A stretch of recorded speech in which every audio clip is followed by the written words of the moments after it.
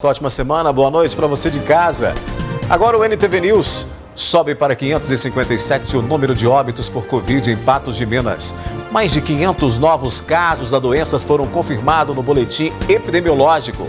Polícia apura furto de vacinas em Patos de Minas. 5 são detidos por agredir e assaltar mulher no terminal rodoviário. Jovem de 21 anos morre afogada em represa. Passagens no transporte coletivo estão mais caras em Patos de Minas. A variação nos preços da lista do material escolar em Minas, que pode chegar a 450%. Futebol. No Cruzeiro tem a chegada de reforços para a temporada. No Atlético, descontração e alegria na reta final de preparação para o estadual. Quem são os laterais que estarão em campo pela URT no Campeonato Mineiro? Condutores de veículos reclamam da falta de orientação no estacionamento rotativo em Patos de Minas. Pacientes reclamam de recusa para a realização de testes da Covid na rede pública. E Prefeitura comunica que restringiu testagem da doença apenas para casos graves. Tem ainda análise da notícia e muito mais informações a partir de agora no NTV News.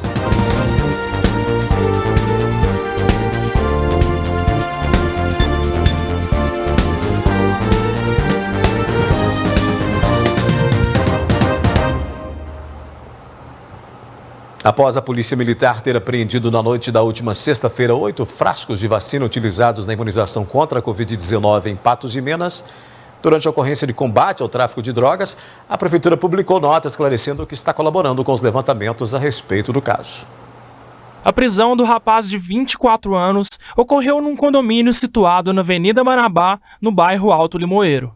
Para surpresa dos policiais, além de drogas e armamentos, foram apreendidos 8 frascos de imunizantes contra a Covid-19. A Polícia Militar percebeu que havia morador na residência e ela chamou na residência. E esse indivíduo, ao avistar que se tratava de policiais militares, mesmo ele já tendo abrido a porta, ele tentou correr para o interior da residência. De imediato, então, diante ao flagrante crime de desobediência e resistência, os policiais militares adentraram a residência e fizeram a imobilização desse cidadão.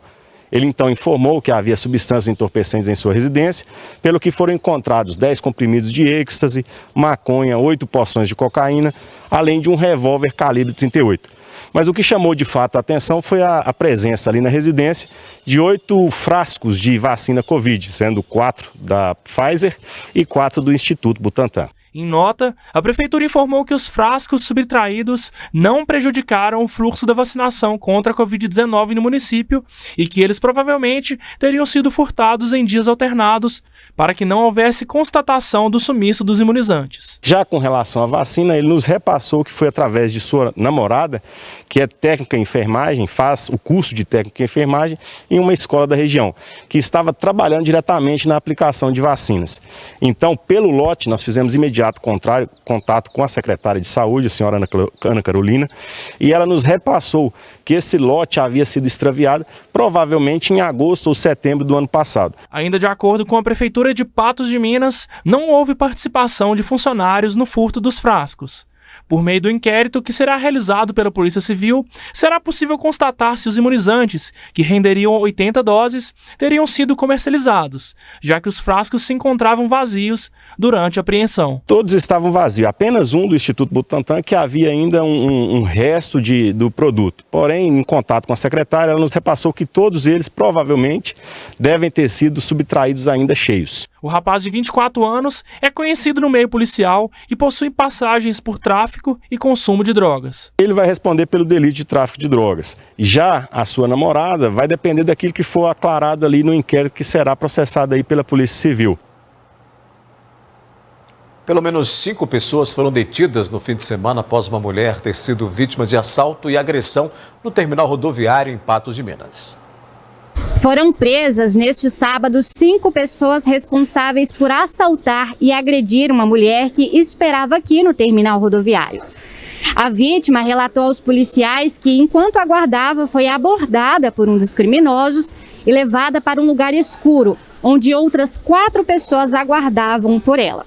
Ela foi agredida e teve os seus pertences roubados, sendo uma quantia em dinheiro de R$300, um telefone celular e ainda os seus documentos.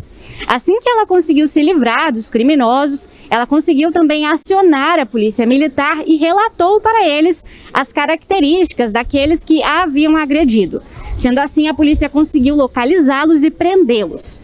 Se tratavam de 5 criminosos, sendo uma mulher e 4 homens. Um desses homens, inclusive, já possuía passagem pela polícia e estava foragido. Vale lembrar que a rodoviária tem sido alvo de críticas nos últimos meses, considerando a quantidade de pedintes que existem aqui e a quantidade de risco que estes trazem para as pessoas que esperam. No final da tarde deste domingo, equipes do Corpo de Bombeiros de Patos de Minas registraram ocorrência de morte por afogamento em uma represa no município de Rio Paranaíba. O corpo do rapaz de 21 anos de idade foi encontrado pelos mergulhadores no espelho d'água, que fica na Fazenda Arcos, a uma profundidade aproximada de 3,5 metros, distante cerca de 3 metros da margem da represa. Após passar por perícia no local, o corpo de João Marcos Ferreira Santana foi encaminhado ao Instituto Médico Legal em Patos de Minas. Depois do intervalo aqui no News, economia em marcha lenta e os efeitos do endividamento da população. Passagens no transporte coletivo estão mais caras em Patos de Minas. Há variação nos preços da lista de material escolar em Minas, que pode chegar a 450%.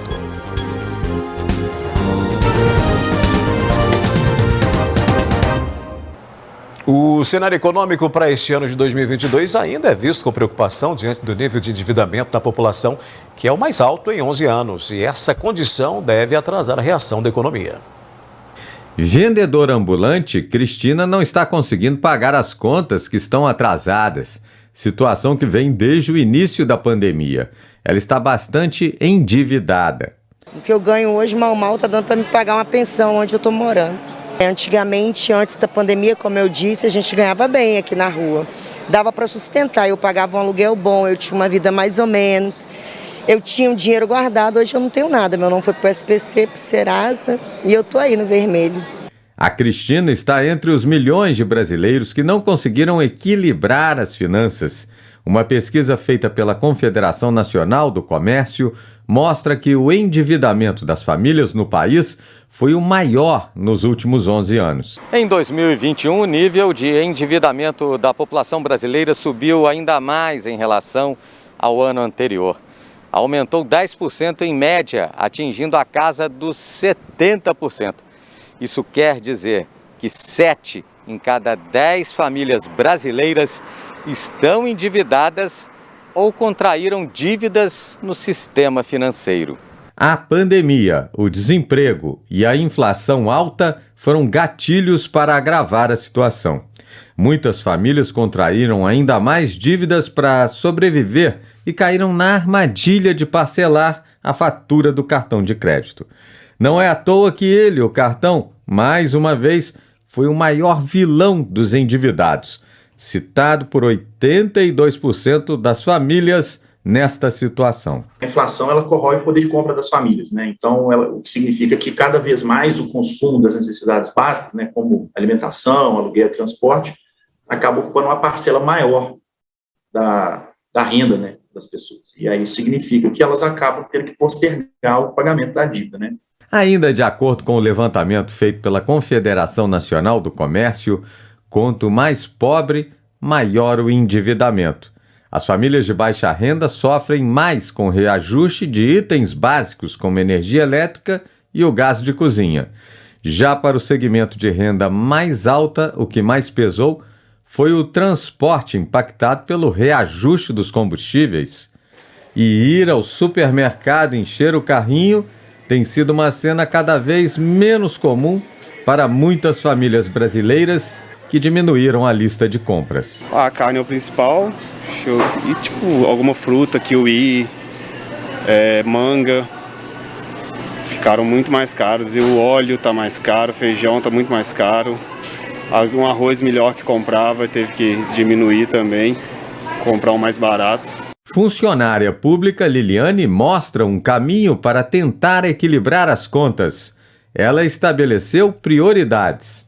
Eu, como todos, a maioria da população sentiu, né, o aumento de preços de alimentos, do gás. Quando eu recebi meu 13º em dezembro, eu não utilizei nenhum centavo. Eu utilizei para pagar, para quitar dívidas, e eu vou fazer o mesmo com as férias que eu vou receber no próximo mês. E o cenário não deve mudar tão cedo. O grande número de endividados vai atrasar a recuperação da economia, na visão deste especialista. Quando as famílias se encontram muito endividadas, o que acontece é que sempre que a economia esboça alguma reação do ponto de vista de expansão dos postos de trabalho, o consumo tende a recuperar de forma mais lenta, porque as famílias precisam, antes de voltar a consumir de fato, algumas demandas represadas, elas precisam antes fazer frente aos compromissos financeiros. Então, o que acontece é que, quando o mercado de trabalho começar a retomar, o consumo, por sua vez, tenderá a retomar numa velocidade mais lenta em função disso. Logo, isso prejudica também fortemente a retomada da economia. Pois é, o decreto que estabeleceu nova tarifa para o transporte coletivo urbano em Patos de Minas foi publicado na sexta-feira pela Prefeitura e a medida passou a valer nesta segunda. O valor da tarifa de ônibus mudou de R$ 3,50 para R$ 4,00 nesta segunda-feira. A medida foi publicada no Diário Oficial pelo prefeito Luiz Eduardo Falcão na semana passada e deixou os patenses inconformados. Para quem precisa de trabalhar e tem que movimentar 2, 3 ônibus, não fica barato. Atrapalha um pouco a gente, porque a gente trabalha, a gente está vendendo, não vende, os caras não estão vendendo. Pesa no bolso. Em nota, a Pássaro Branco disse que o valor da tarifa não era reajustado desde 2019 e que a pandemia da Covid-19 impactou o sistema devido ao aumento do preço de insumos que compõem a planilha de custos, como a gasolina, por exemplo. Ainda, segundo a empresa, o valor de R$ 4,00 está muito abaixo do valor apurado pelo município em planilhas de apropriação de custos. Ainda será necessária a adoção de outras políticas públicas para o cumprimento da equação econômica e melhorias no sistema. E embora os passageiros já soubessem do aumento da tarifa, eles não ficaram contentes com a mudança. A menina me contou cedo que a passagem tinha subido, eu falei, é muito caro. Eu tenho cartão, mas é muito caro. Porque para quem vai todo dia, volta todo dia, vai almoçar, fica muito caro a despesa. A gente tem que pagar, precisa nele, né? Dá um pouquinho de pesado, mas não tem outro jeito, né? Uma das grandes preocupações do país nesse início de ano é com a lista de material escolar, né? Uma pesquisa do site Mercado Financeiro revela que a variação de itens muito comuns, como grafite, pode chegar a 450%. Neste ano, os preços dos materiais estão ainda mais salgados. Na comparação de janeiro de 2022 com o mesmo período de 2020, últimos dados disponíveis, o destaque vai para a tesoura escolar inox de Ponta Redonda. O produto subiu de R$ 7,17 em 2020 para R$ 16,64 em 2022, um aumento de 132%. Já a cola branca subiu 105% nesse período. A caixa de lápis de cor com 12 cores pode custar de R$ 6,49 a R$ 13,90, um aumento de 114%. E um mesmo item pode variar bastante entre os estabelecimentos. O grafite 052B pode custar de R$ 1,00 a R$ 5,50, variação de 450%. O caderno espiral capa dura de 200 folhas tem variação de 136%. Já a borracha branca número 20 pode custar de R$ 1,50 até o dobro, R$ 3,00.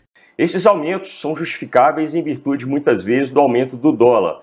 A matéria-prima de diversos itens é importada, além disso tem outros produtos que são importados e que chegam com muita força nesse mercado durante o período de volta às aulas. Por isso que a gente tem que ficar muito atento e pesquisar o preço.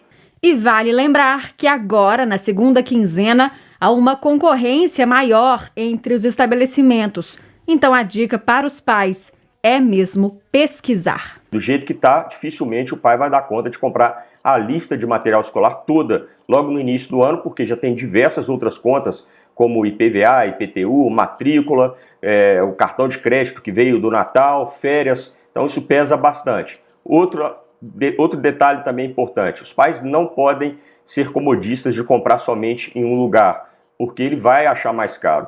Nós temos aí que pesquisar 2 ou 3 estabelecimentos, levar uma lista do próprio site do Mercado Mineiro para que a gente possa estar pechinchando o preço, pedindo desconto e muitas vezes pedindo até para que se divida mais a lista, sem juros, obviamente. Daqui a pouco tem a previsão do tempo para terça-feira. Vamos falar de futebol. O Cruzeiro tem chegada de reforços para a temporada. No Atlético tem descontração e alegria nessa reta final de preparação. E quem são os laterais que estarão em campo pela URT no Campeonato Mineiro?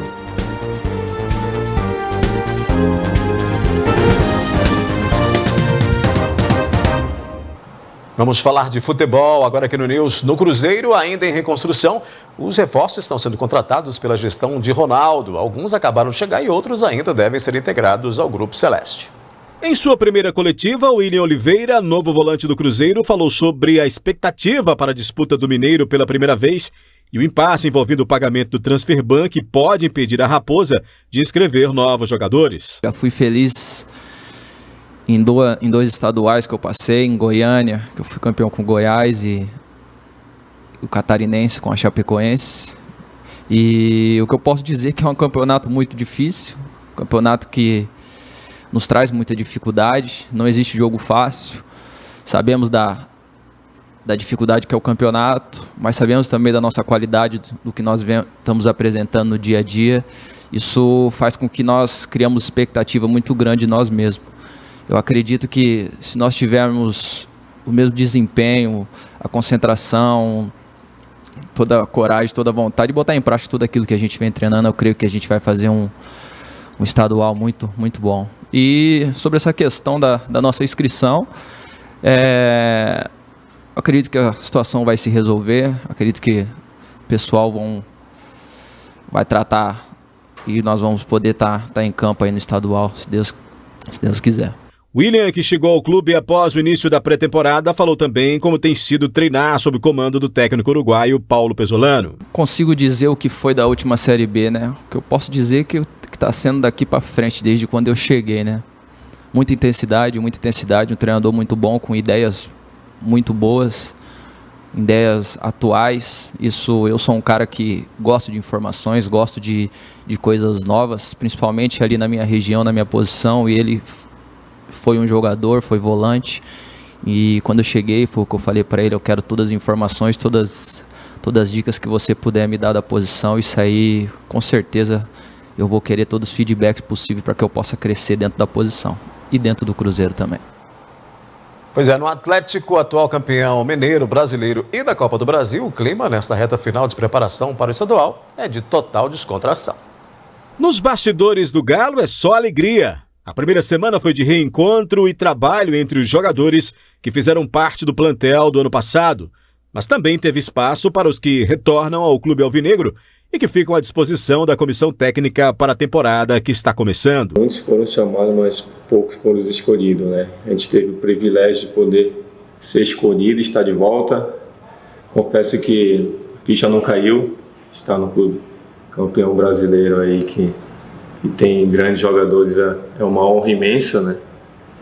E agora é um sonho para mim que está sendo realizado, e essa ficha só vai cair assim que eu vestir a camisa do Atlético e fazer minha estreia como profissional. A gente passou por situações que talvez a gente não passaria aqui desde o começo, que nos deixaram mais fortes, mais maduros, foram de suma importância para a nossa carreira, e acho que a gente volta mais preparado.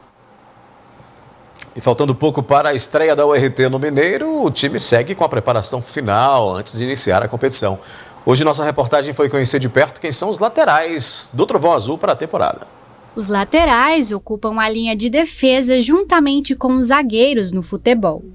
Existem 2 tipos de laterais: os que atuam pelo lado direito e os que atuam pelo lado esquerdo. Hoje nós vamos conhecer a história dos laterais da URT e saber como eles têm se preparado para o Campeonato Mineiro que se aproxima. Quando é criança a gente é influenciado pelos pais, né? Meus pais sempre gostou de futebol, então desde criança ele me colocou nas escolinhas, né? Então Desde criança vem esse desejo de me tornar jogador que quando criança era uma diversão e acabou se tornando uma profissão, né? Diferentemente de Jonathan, o lateral Anderson Silva, também conhecido como Ferrugem, veio de longe e já experienciou jogar em muitos times. Eu comecei a jogar profissionalmente com 17 anos. Foi minha primeira carteira profissional assinada, foi no Grêmio de Porto Alegre.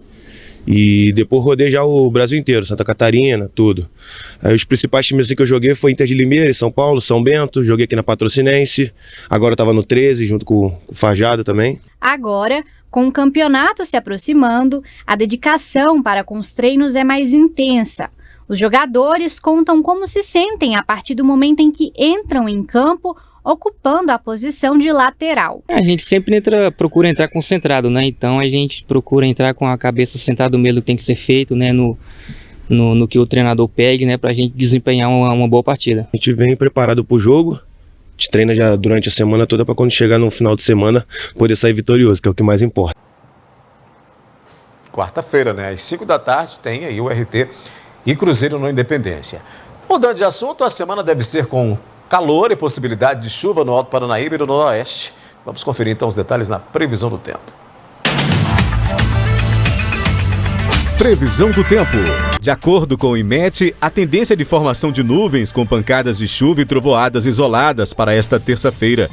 Em Patos de Minas, as temperaturas devem variar entre 20 e 31 graus. Em Cruzeiro da Fortaleza, mínima de 22 e máxima de 30 graus. Em São Gonçalo do Abaeté, mais calor, com a previsão de máxima de 35 graus. Em Lagoa Formosa, mínima de 21 e máxima de 31 graus.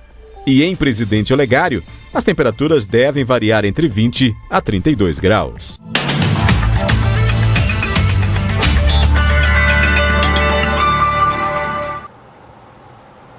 Em instantes tem análise da notícia aqui no News. Sobe para 557 o número de óbitos por Covid em Patos de Minas.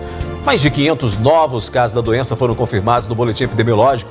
Pacientes reclamam de recusa para a realização de testes da Covid-19 na rede pública de saúde. E a Prefeitura comunica que restringiu a testagem da doença apenas para casos graves.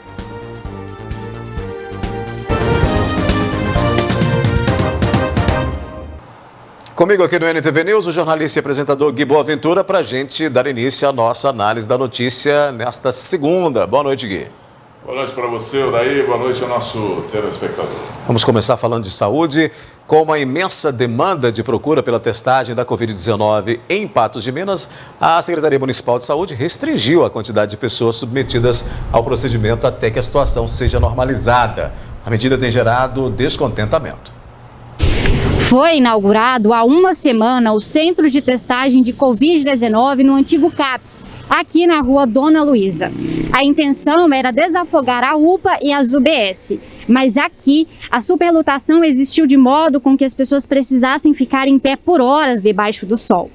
Depois, o problema foi com os comerciantes que se queixavam da aglomeração no local de pessoas com sintomas de Covid-19. E agora, o problema é o desabastecimento de testes. Então, a dinâmica funciona da seguinte forma. A pessoa chega se sentindo mal e passa apenas por uma avaliação médica e sai sem ser diagnosticada, sem saber se está ou não com a Covid-19. Comecei a sentir passar mal no sábado, fui trabalhar no sábado normalmente, voltei do serviço, comecei a passar mal, fiquei em casa. Porém, de sábado para domingo comecei a dar febre e tudo, fui trabalhar hoje. Porém, me recomendaram vir fazer o teste, por precaução e essas coisas. Chego aqui, simplesmente falaram que não vai ser possível fazer os testes, somente estado gravíssimo, sendo que hoje eu já comecei a não sentir mais o paladar, dei febre à noite, estou tomando medicamento por conta própria, sendo que eu tenho criança, tem a minha mãe que é de idade, tem as pessoas com quem eu convivo também, chego aqui para uma falta de respeito, não só comigo, mas com todos que estão ali. Fabiana, nesta segunda-feira, procurou o centro de testagem. No entanto, ela foi embora sem saber se está ou não contaminada com a Covid-19. Não poder fazer, eu não entendo. Cadê as verbas, gente? certo? Que é um centro de triagem, de teste de Covid, justamente para nesses casos, chegar aqui para o médico simplesmente passar pela triagem, os médicos vão te atender, porém não vai fazer um teste, vai te dar um atestado médico e pronto. Por falar no assunto, nós questionamos a Prefeitura sobre essa situação e uma nota foi publicada na tarde de hoje, afirmando que devido à escassez de testes de Covid-19, a Secretaria Municipal de Saúde comunica que a testagem será realizada apenas em casos graves ou de pacientes internados. Inclusive, publicando esse comunicado, está na sua tela. O texto diz que o diagnóstico de casos leves ou moderados será feito mediante análise clínica e avaliação dos sintomas apresentados pelos pacientes. Ainda conforme o comunicado, a Secretaria de Saúde aguarda a entrega de 50 mil testes, mas que em razão do cenário da falta do produto no país, não existe ainda a previsão de recebimento desses materiais, meu caro Gui Boaventura. Olha, no lugar desse escassez de testes, entenda-se falta de planejamento, né? Porque todo mundo sabia a situação no país de testagem, da necessidade do teste. O que se prega, os cientistas pregam hoje é testar. Aliás, hoje, não desde que começou a pandemia, é testar. E hoje, mais do que nunca, para evitar esse progresso dessa variante Ômicron, é separar as pessoas contaminadas das pessoas sãs, das pessoas sadias. Então, como é que você faz essa separação? Só por intermédio do teste. E outra coisa, é extremamente importante, nós estamos vivendo duas contaminações diferentes, uma pandêmica e a outra endêmica, uma que é da H3N2 e a outra que é do coronavírus, né? E precisa detectar qual das duas está acometendo determinado paciente para que ele seja tratado corretamente. Sem o teste, isso é impossível. E aí, esse centro de testagem, por falta de planejamento e por falta de ter ali as doses corretas já planejadas para a população de Patos de Minas, nós temos médicos que estão transformando aqui como um centro de atestado. Você vai lá para fazer um teste e recebe um atestado para ficar em casa, para não ir no trabalho, para não ir na escola, ou seja lá onde for. Infelizmente é isso que está acontecendo. É um absurdo, mas é isso que está acontecendo. De centro de testagem a centro de distribuição de atestado médico. Muito bem. Vamos colocar aí na tela para analisar os números da Covid-19. Vamos atualizar esses dados aí da Covid em Patos de Minas. De acordo com o boletim epidemiológico desta segunda-feira, foram confirmados 539 novos casos da doença, em comparação ao boletim publicado na sexta-feira, quando tínhamos aí 21.027, agora já são 21.566 a quantidade de infectados desde o início da pandemia. Um novo óbito em decorrência da enfermidade foi registrado, o que eleva para 557 o número de vidas perdidas para a doença. A vítima, um homem de 69 anos, faleceu no dia 21 de janeiro. Os casos tratados, segundo os boletins aí, mostram que somam aí 19.580 pessoas que se curaram da Covid. Pelo menos 16 patenses estão internados, sendo que 5 deles recebem os tratamentos em leitos de UTI. Ao todo, 1.413 doentes se recuperam em casa, são aqueles chamados casos ativos, né? A gente avalia também, Gui, a ocupação de leitos para todas as doenças nas redes de saúde pública e privada.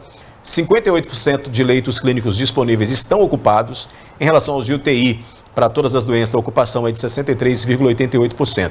Considerando também os pacientes de outros municípios, 24 ocupam leitos clínicos e 7 em leitos de unidade de tratamento intensiva. De acordo com a Prefeitura, considerando apenas os leitos públicos, 18,75% dos clínicos estão ocupados e os de UTI, o percentual é de 11,11%.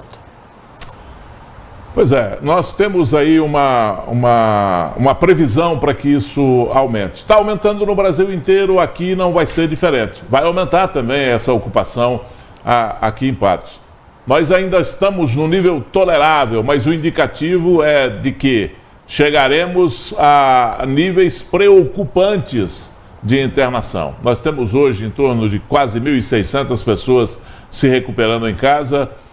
Graças a Deus, a gente sabe que essa Ômicron, a vacina barra um efeito mais severo dessa contaminação pela variante Ômicron, e nós temos muita gente fazendo seus tratamentos em casa, como se estivesse tendo uma gripe, mas é preciso entender que essas pessoas que estão em casa precisam ficar em casa, em isolamento. Não podem estar, porque apesar delas terem sintomas leves, ou não tão graves, elas, se saírem por aí, vão sair por aí contaminando as pessoas.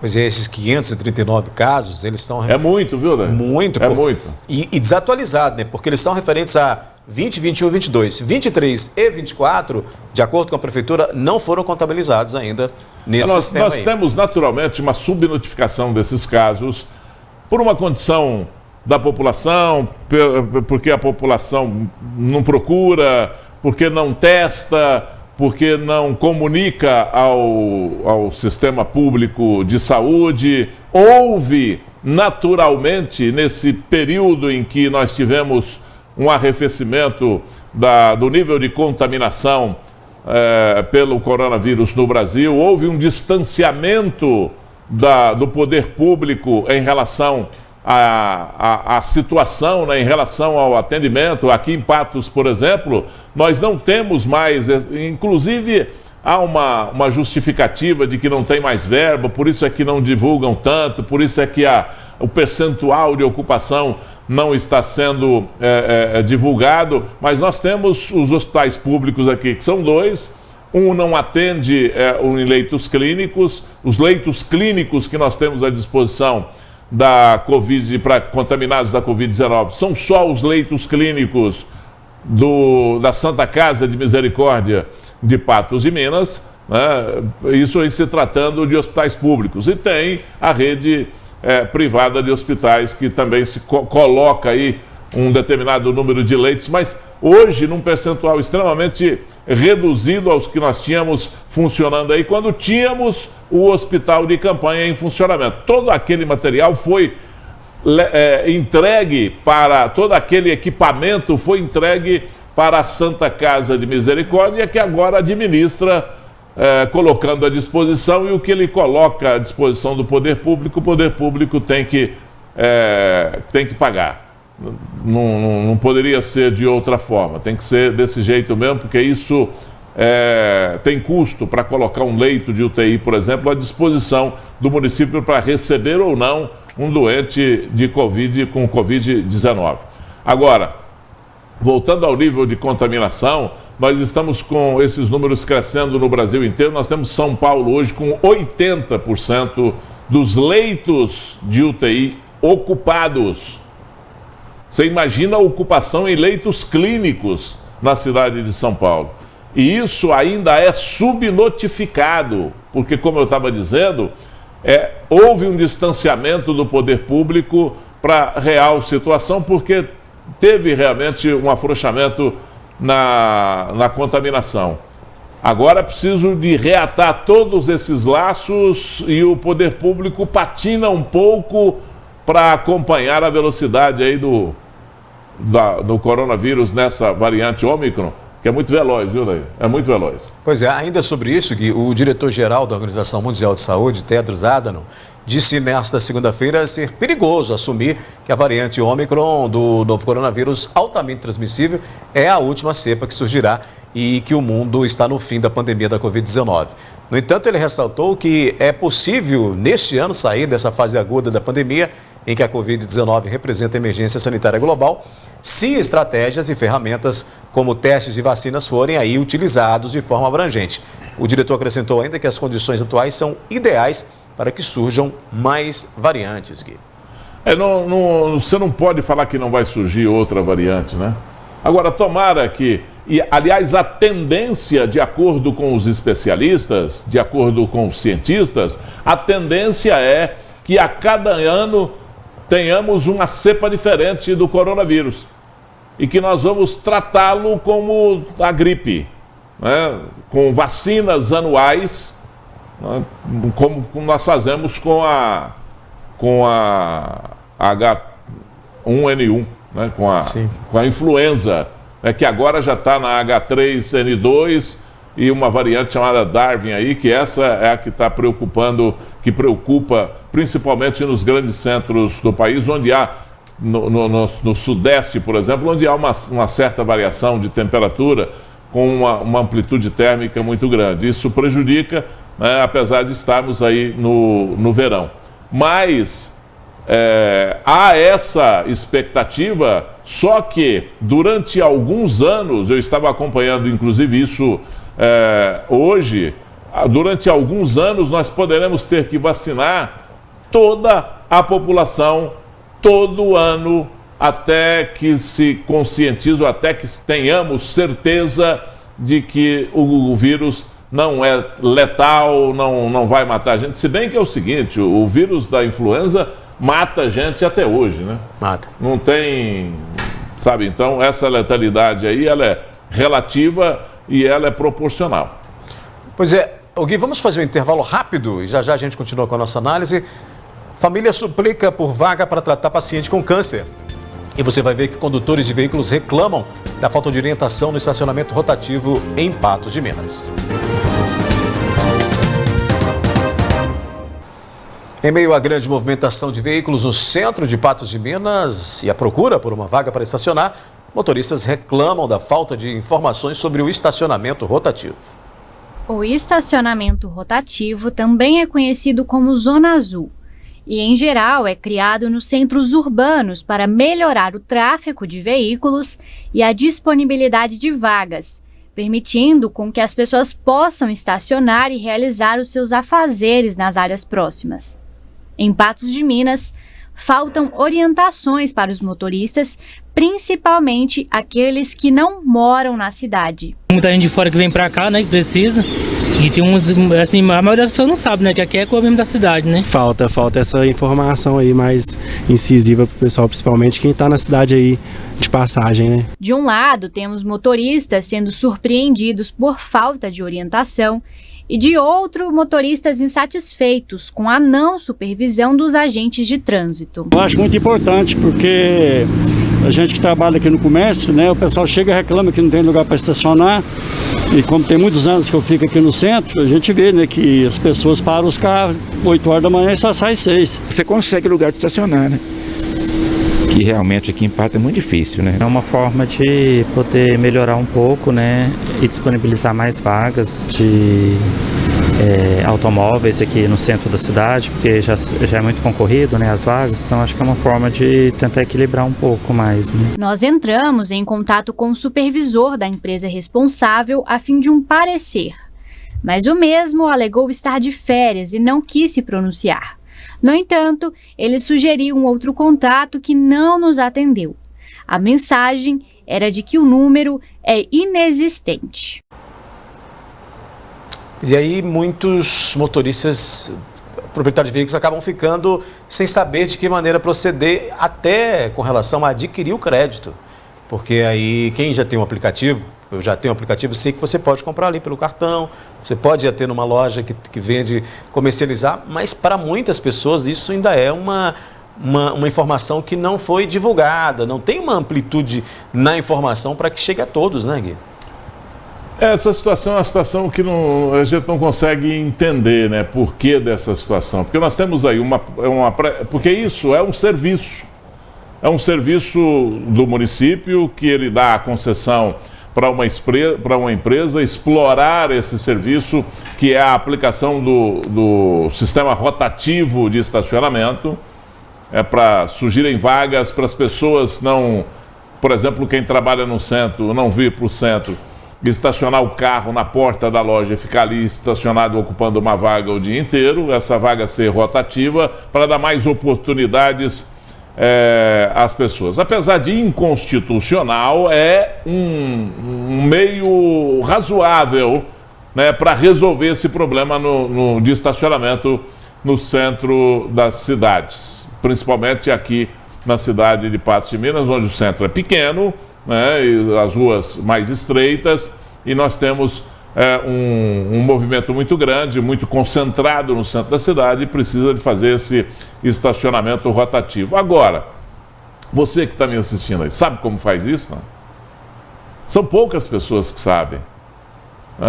Eu, por exemplo, quero confessar que eu não sei. Onde eu compro esse crédito para estacionar o carro e como é que eu opero esse crédito? Esse crédito é na placa do meu carro, é para o carro ou é no meu CPF que funciona?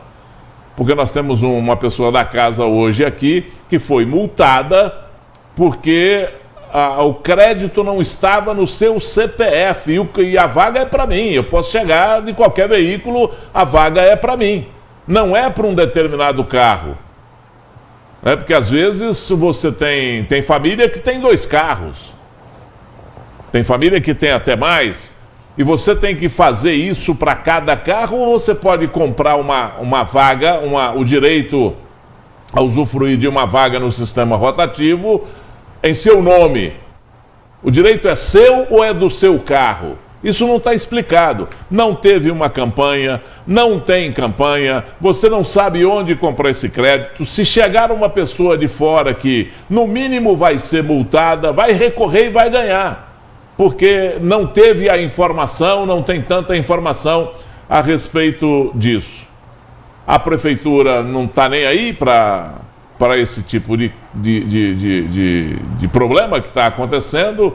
Não exige da empresa que está explorando isso uma campanha elucidativa, você não vê ninguém vendendo, mas o carrinho que multa, aquele carro cheio de câmera, esse você encontra com ele a toda hora. E a Câmara Municipal é extremamente omissa e não fiscaliza esse tipo de coisa que acontece na sua cidade. Deixa para o povo, não desempenha o seu papel de fiscal na aplicação do serviço público em qualquer segmento, se omite a isso para não dar trabalho para ninguém, e a população é que se espirneie, que reclame, que grite e peça uma providência. Muito bem. Vamos voltar a falar de sistema público de saúde. Agora a gente mostra o apelo desesperado de uma família que suplica por vaga para tratar um paciente com câncer. O marido de Eunice foi diagnosticado com câncer no estômago há pouco mais de 1 ano. Começou a perder o apetite, não comia e ficava desaguando, ele desaguava demais. Aí ele foi desaguando, foi no médico no Arraial dos Afonso, o médico passou remédio para ele, falou que você volta daqui 2 meses. Só porque o médico, o Dr. Clênio, entrou de férias. E nesses 2 meses, ele só foi ficando mais magro ainda e perdendo apetite. A gente foi para a UPA, lá na UPA o doutor pediu uma endoscopia dele aí que descobriu que ele estava com câncer. Desde então, começou as sessões de quimioterapia e apresentava, de certo modo, uma melhora. No entanto, ao ter o número de sessões reduzidas, Anísio teve um inchaço repentino na barriga na data do Natal do ano passado. Tava uma beleza, foi mudar a outra quimioterapia, ele ficou desse jeito aí. Emagreceu demais, não come, não dorme. É dia e noite desse jeito aí que você está vendo. Depois da piora, Anísio foi levado para a UPA e encaminhado para o hospital regional, onde chegou a ficar internado durante 3 dias somente e foi mandado embora para casa. A partir daí, o estado de saúde dele foi ficando cada vez pior. O doutor Ramon pediu os exames dele de novo e descobriu que o esôfago dele estava fechado, abriu e nas paredes do estômago dele o câncer aumentou. Ele está no fígado, no rim e nas paredes das veias. Sem conseguir se levantar ou se sentar, Anísio se mantém em repouso durante todo o dia, precisando de ajuda para comer, ir ao banheiro e até tomar banho. A irmã dele teme que o pior aconteça e a esposa descreve com pesar a situação do marido. Ele nunca dependeu de ninguém para nada. Hoje ele depende de tudo, tudo. Ter um banho, uma comida, tudo ele depende. Tem 3 semanas que eu tô correndo atrás da gente para vir uma enfermeira aqui para ver a situação dele, para ver se alguém possa fazer alguma coisa. Eles disseram que não, que estão cuidando do Covid. Eu fui até o postinho, a fila estava 2 quarteirão para fazer teste de Covid. Pessoal tudo em pé, rindo e brincando na fila, enquanto o meu irmão está aqui, né, se mofinando cada vez mais. A equipe de reportagem da NTV conseguiu acesso a uma foto de Anísio antes do diagnóstico do câncer. E a diferença é assustadora e preocupante. Foram mais de 10 quilos perdidos até o momento. Dentro de 30 dias ele transformou e ele ia para o regional, não sei se foi a médica, o médico ou alguém responsável, mandar ele para casa e falar que não tem mais recurso para ele. Como assim, dentro, né, uma cidade igual Patos de Minas, não ter mais recurso para uma pessoa que está doente, né? Se não tem recurso dentro de um hospital e nós dentro de casa, a gente tem recurso para ele? Como? Desesperadas, a esposa e a irmã de Anísio já tentaram buscar ajuda até na UBS, também conhecido como postinho. Mas a tentativa foi sem sucesso. Agora, elas buscam o quanto antes uma vaga no hospital regional para que Anísio possa ter o tratamento que o câncer demanda. Ele tem que tirar o líquido da barriga. Na UPA ele não tem jeito dele ir para a UPA. Eu queria que eles conseguissem uma vaga no regional para ele. Porque eu não aguento mais ver ele nessa situação. Da maneira como está, da maneira como ele está hoje, não consegue viajar, por exemplo, esse tratamento. A família quer que ele seja tratado, estabilizado, pelo menos para conseguir viajar e ter esse atendimento digno, que agora, como ela disse, todos os esforços estão voltados apenas para a Covid e eles não estão conseguindo o apoio nem da unidade de saúde do bairro. Esse tipo de caso, Odair e telespectador, demonstram a fragilidade que nós temos no atendimento público de saúde. Vamos falar aqui em Patos, né? Porque é a nossa competência é aqui no nosso terreiro. A nossa incompetência, a nossa falta de estrutura era muito grande. O Hospital Regional não tem condição de fazer um tratamento para essa pessoa, um tratamento paliativo que ele teria lá no Hospital Regional. A Santa Casa também não tem esse tipo de tratamento. Não é credenciada e muito menos o Hospital Regional, apesar de há 8 anos vir pedindo esse credenciamento no Ministério da Saúde e não conseguir, também o Ministério Público não tem condição, não tem credenciamento para fazer esse tipo de tratamento, para atender o paciente no tratamento fim do câncer.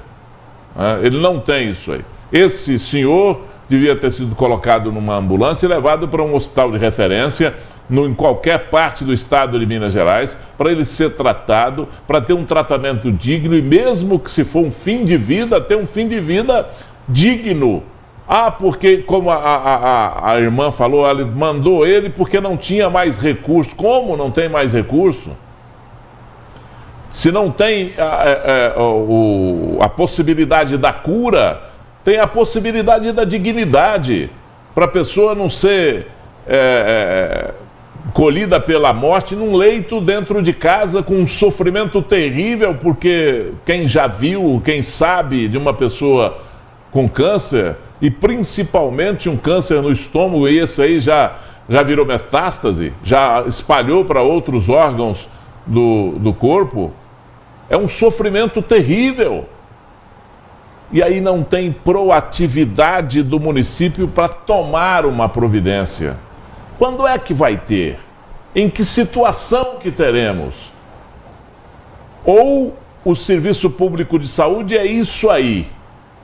É só para o povo procurar e ter negativa, e quando receber um atendimento, aquilo virá um estardalhaço danado, ir para as redes sociais, fazer propaganda, contar o que nós estamos fazendo. Isso deveria ser um assunto tão normal, um atendimento em qualquer setor, e deveríamos ter um departamento no atendimento público de saúde, na Secretaria Municipal de Saúde, para socorrer essas pessoas, para ir atrás desse tipo de caso nas casas das pessoas que precisam desse tratamento, que precisam desse tipo de atendimento, e ser proativo, pegar um cidadão desse, colocar dentro de uma ambulância e de qualquer jeito arranjar um hospital de referência e levar. Nós temos entidades que fazem isso. O terceiro setor faz isso com muito mais competência do que o poder público de saúde. Às vezes dá até para imaginar que seria bom que saísse isso também da mão do poder público para ter um atendimento pelo menos um pouco mais competente. Porque nós temos gente e entidades aqui na cidade que prestam esse tipo de serviço, socorro a pessoas com esse tipo de doença, o câncer é uma delas, com muito mais competência do que o poder público de saúde, com muito menos dinheiro do que tem o poder público, do que tem o SUS, por exemplo, muito menos dinheiro do que o SUS manda para o município. Onde está o erro? Por que que isso acontece? Por que que as pessoas perecem dessa maneira? Esse cidadão, pagador de impostos, pagou imposto a vida inteira e não tem o direito à dignidade. É a pior assertiva que nós temos para uma situação dessa. Não tem direito à dignidade. É imposto a ele um sofrimento e a maior doença que acomete ele nesse instante é a indiferença de quem pode dar dignidade a esse cidadão. Muito triste isso. E com essa a gente encerra então a nossa análise da notícia. Amanhã a gente se encontra novamente aqui com muito mais informações. Esperamos que com notícias melhores, né, do que essas que a gente vê desse abandono da população, desse abandono de quem está doente no fim da vida. Amanhã a gente se encontra. Boa noite para você, boa noite ao nosso telespectador. Boa noite e até amanhã.